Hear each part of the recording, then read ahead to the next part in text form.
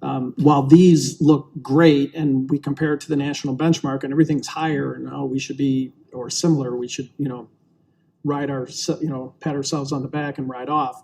If you look at the past surveys, we are declining in community design and the way the residents feel about it. And that in and of itself is an alarming statistic kind of going forward. So I agree with you, Bill. The only thing I would say is part of the issue is it's just not the design, it's the choice of construction. I think part of it is an educational issue, especially when it comes to warehouses versus what some of us consider employment centers, as far as what can be built, what can't be built in some of the locations. Now, it's not always like that, but when you look at what's on 303, et cetera, I think that's part of it as well.